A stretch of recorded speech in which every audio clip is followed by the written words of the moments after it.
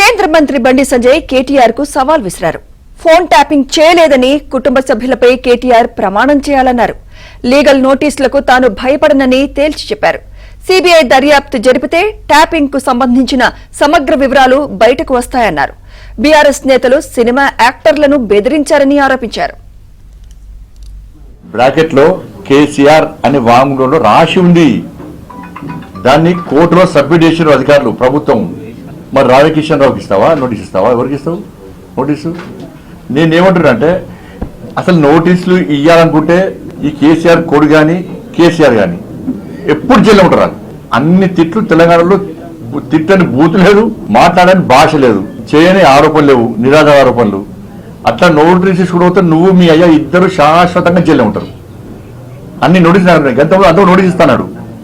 ఎందుకు వారిపోయినావు? ఇప్పుడు నోటీస్ ఇస్తే నేను చట్టపరంగా ఏం చేయాలి నాకు కూడా తెలుసు.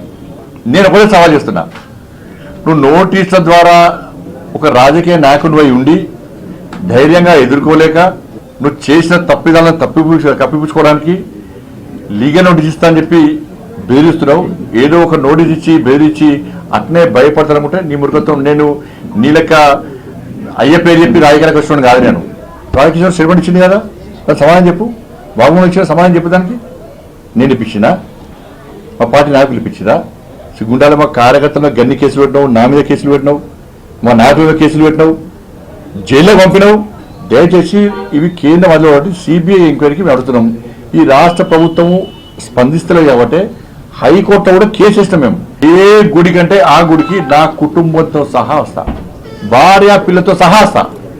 నువ్వు మీ అయ్యా, మీ అమ్మ, మీ భార్య, మీ పిల్లలందరూ కూడా ఏ గుడికి వస్తారో అని. మేము ఫోన్ ట్యాపింగ్ చేయించలేదు. ఫోన్ ట్యాపింగ్ నాకు నీకు సంబంధం లేదు. ఫోన్ ట్యాపింగ్ చేసిన విషయం నాకు తెలియదు అని నువ్వు ప్రమాణం చేస్తామా? నువ్వు దాస్తికి నువ్వు మీ కుటుంబ సభ్యులందరూ వచ్చి ప్రమాణం చేయండి. నేను మా కుటుంబ సభ్యులందరూ వచ్చి ప్రమాణం చేస్తాం. నువ్వు ఫోన్ ట్యాపింగ్ చేయించినావు, నీకు సంబంధం ఉంది, ఫోన్ ట్యాపింగ్ చేసే నీకు తెలుసు, నీ భాగస్వామ్యం నేను ప్రమాణం చేస్తా. సిద్ధమా చెప్పు. డే టు టైం తప్పించుకుంటే నేను సమాధానం పెట్టుకో. నేను నిరంతరం ప్రశ్నిస్తూనే ఉంటా ఈ విషయంలో. ఏ టెంపుల్కి వస్తావు? నీకు మా టెంపుల్ మీద నమ్మకం లేకుంటే మసీద్ అంటావా, చర్చ్ అంటావా, నీ ఇష్టం. ఈ సవాల్కు నువ్వు సిద్ధమా?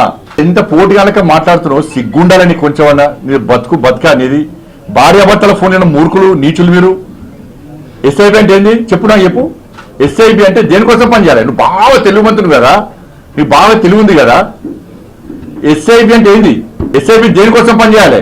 మావోయిస్టుల కోసం పనిచేయాలి, మావోయిస్టుల కదలికల విషయంలో పనిచేయాలి. కానీ ఇంతమంది పోలీసులు ఎస్ఐబిలో ఉండి నీ ప్రభుత్వం రాకముందు ఎంతమంది బలిదానం అయిపోయారు ఇవాళ నక్సల చేతిలో. నువ్వు వచ్చినాక ఏం చేసినావు? నీ చుట్టమైన ప్రభాకరం వాడికి వచ్చి ఎస్ఐబిఐ ఆఫీసర్ చేసినావు. పదవీ విరమణ పొందినాక కూడా ఆఫీసర్ చేసినావు. ఎందుకోసం చేస్తావు నువ్వు? నీకు బాగా తెలుసు కదా ఇంటెలిజెన్స్ మీద. నీ ప్రభుత్వంలో ఇంటెలిజెన్స్ ఏం పని చేసింది చెప్పరాదు? ఏం చేసింది? రాజకీయ నాయకుల ఫోన్లు విన్నారు, భార్యాభర్తల ఫోన్లు విన్నారు, కుటుంబ సభ్యుల ఫోన్లు విన్నారు, సిబ్బంది ఫోన్ విన్నారు, ఇంటర్ వర్కర్స్ ఫోన్ విన్నారు, అందరు ఫోన్ విన్నారు. వ్యాపారస్తుల ఫోన్ విని బ్లాక్ మెయిల్ చేసి పైసలు చంపారు. సినిమా యాక్టర్స్ ఫోన్ విని బ్లాక్ మెయిల్ చేసిర్రు. అందరు తెలిసిందే అది.